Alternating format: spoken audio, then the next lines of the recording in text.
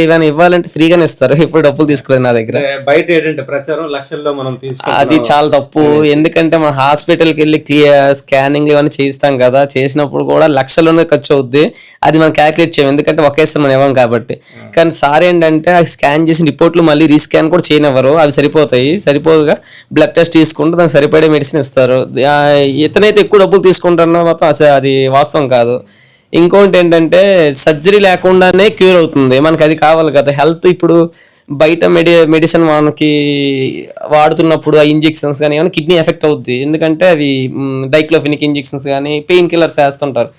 కానీ సార్ ఇచ్చిన దాంట్లో ఏంటంటే అది ఎఫెక్ట్ అవ్వకుండానే ఫస్ట్ ఏదైతే ఇష్యూ ఉంటుందో ఇష్యూ మీద అది ఫైట్ చేయడం స్టార్ట్ అవుద్ది. దానివల్ల కొంచెం రికవరీ స్లో అయినా కూడా పర్మనెంట్ సొల్యూషన్ అనమాట. మా అన్నయ్యది ఏంటంటే మా అన్నయ్య సీఏ, చెప్పడం మర్చి, మా అన్నయ్య సీఏ. మా అన్నయ్య బాగా హార్డ్ వర్క్ చేస్తాడు. పేరు చెప్పండి. మా అన్నయ్య పేరు బుడుమూరు పవన్ కుమార్, మా సీఏ అనమాట. చాలా హార్డ్ వర్క్ చేస్తాడు. 2019లో అన్నికి ఇష్యూ స్టార్ట్ అయింది, అప్పుడు పెద్దగా కాదు. దాని తర్వాత 2020లో మళ్ళీ రిపీట్ అయింది.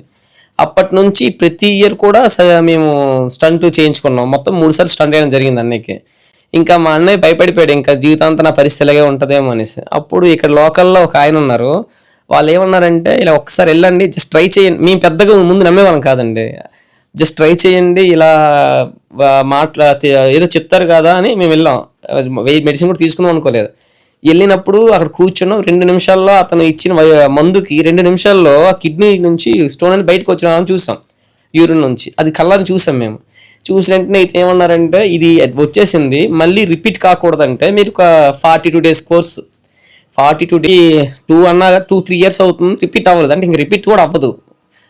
అంటే సింటమ్స్ ఉంటాయి. ఇప్పుడు కిడ్నీలో స్టోన్ స్టార్ట్ అయ్యేటప్పుడు కొంచెం నడుము నొప్పి రావడం, కొంచెం అనీజీగా ఉండడం అన్నీ ఉంటుంది. అవేం లేవంటే ఇంకా ఇబ్బంది లేనట్టే కదా.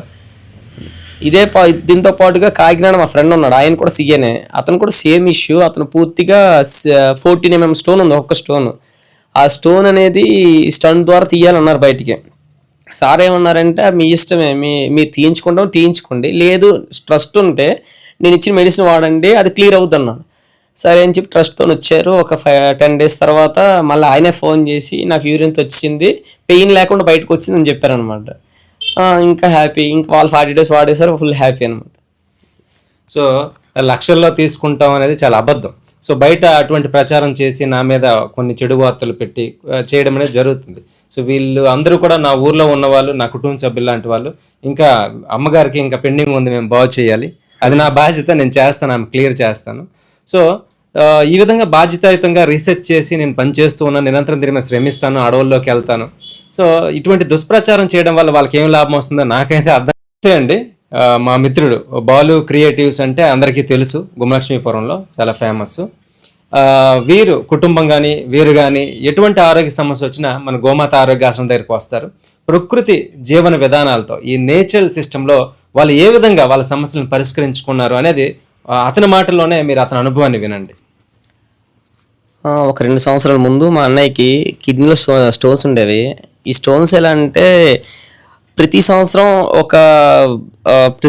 రిపీట్ అయ్యేవి. ఒకసారి స్టంట్లో 2 సార్లు స్టంట్ ఆపరేషన్ కూడా అయింది, అయినా క్లియర్ అయ్యేది కాదు. అయితే ఒకసారి సార్కి ఇలా స్టోన్స్ ఇబ్బంది అవుతుందంటే సార్కి సజెస్ట్ చేశారు ఒక ఆయన, ఇలా వెళ్ళండి, అతను మందులు ఇస్తారు, ఈజీగా క్లియర్ అవుతుంది అలా అని చెప్పేసి సార్ దగ్గర తీసుకొచ్చాం. ఒక రోజులో మా జాంకాయలు మందులు వేసి ఇవ్వడం జరిగింది. వెంటనే స్టోన్ అనేది బయటకు వచ్చింది.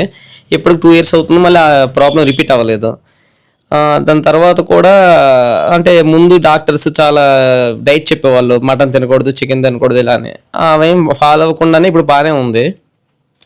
అలా ఏం జరిగిన తర్వాత మా ఫ్రెండ్స్ ఉన్నారు కాకినాడ, హైదరాబాదు, వీళ్ళు ఉండేవాళ్ళు. వాళ్ళందరికీ కూడా ఈ స్టోన్స్ ప్రాబ్లం కానీ కిడ్నీ ప్రాబ్లం ఏ వచ్చినా కూడా నేను సాజ్కి రిఫర్ చేస్తుంటాను.